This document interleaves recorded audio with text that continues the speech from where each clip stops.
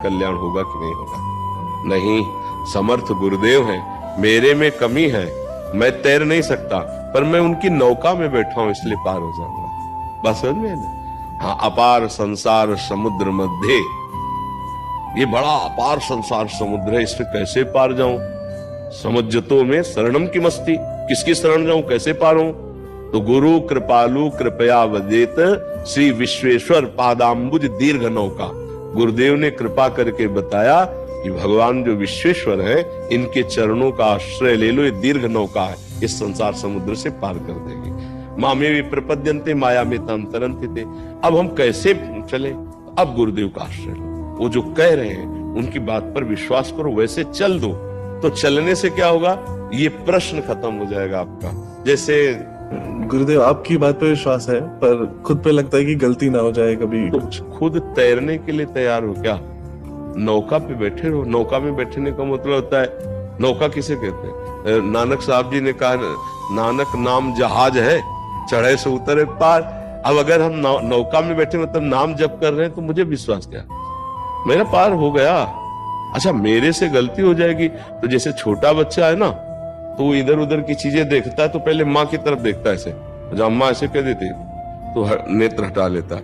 ऐसे ही हम प्रभु और गुरुदेव की तरफ देखते हैं। हमारे मन में गंदी बातें उठती हैं, यार मेरे गुरुदेव देख रहे हैं, मेरे प्रभु देख रहे हैं, अगर मैं गंदी बात करूंगा तो मुझे डांट लगेगी, मेरा भजन रुक जाएगा। भजन में जब प्रीति होगी तो गंदी बातें सब छूट जाएंगी। डरो मत।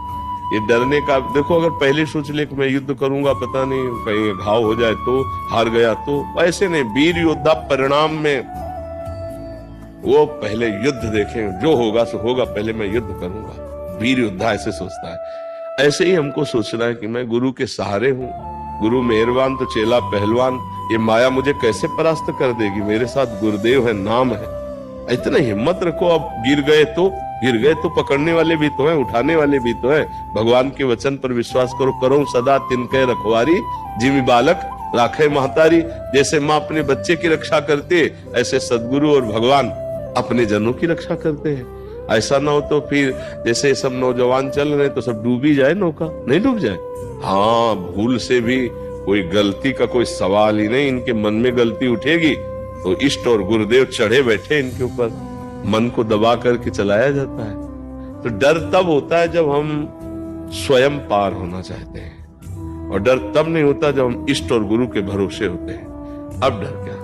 गर्दन कटवाने में भी डर नहीं हुई महापुरुषों को। अपनी धर्म अपनी निष्ठा से नहीं हटे, गर्दन कटवा दी। सोच लो कैसा निडर स्वभाव हो गया।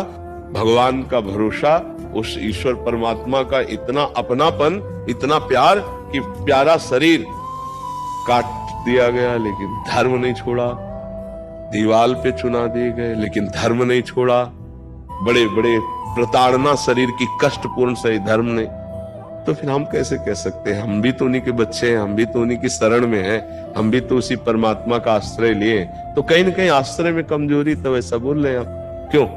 नहीं, मतलब विश्वास में तो कोई कमजोरी नहीं गुरुदेव। तो फिर निश्चिंत रहे, कोई है, चाहे जहां रहो तुम, मतलब कहीं भी रहो। भगवान ने जब वामन रूप विस्तार किया तो एक में पूरा सब ऊपर का हिसाब किताब नाप लिया था, और एक में नीचे का सब नाप लिया था, 7 लोग नीचे के, और कहा तीसरा पग दे महाराज बलि से। तो सोचो आप कहीं भी हो, हॉलैंड इंग्लैंड अमेरिका, भगवान से दूर हो क्या? भगवान के चरणों के पास ही हो, सब भगवान के अंतर्गत। हम विराट रूप भगवान की गोद में वास करते हैं। भगवान को कहा गया महतो महियान और अणुअणियान। इतने छोटे हैं कि जिसे तुम सूक्ष्मदर्शी से जिस जीव को देख सकते हो, उसके अंदर भी आराम से सो रहे हैं वो। और इतने महान है कि अनंत ब्रह्मांड भी उनके अंदर भी एक कोने में है।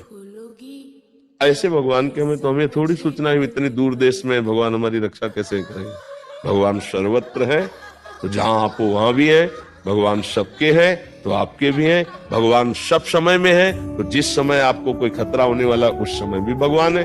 पर आप भगवान से को भूल जाते हैं, भगवान से विमुख हो जाते हैं, तभी आप धोखा खाते हैं। अगर भगवान की याद रहे तो आपको कोई परास्त नहीं कर सकता। दूर रहता हूँ ना, तो वहां पे आपको रोज सुनता हूँ, पर क्योंकि दूर रहता हूँ तो कभी कभी। तो आप ये सोचो, जैसे आज हमसे बात कर रहे हो नजदीक बैठ के, तो ऐसे मोबाइल में रख लिया, ऐसे नहीं दे सुन। महाराज सत्संग कर रहे हो, मैं सुन रहा हूँ बैठे हुए, और अगर आप तन्मयता करोगे ना तो स्वप्न में आकर उपदेश मिल जाएंगे।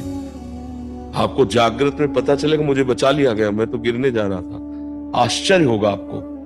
कहीं दूर नहीं हो, बिल्कुल नजदीक हो, बिल्कुल नजदीक, और हमारे पास बैठे हो। हमारी बात न मानो, भजन न करो तो बहुत दूर हो, आप जान ही नहीं पाओगे, नहीं ना।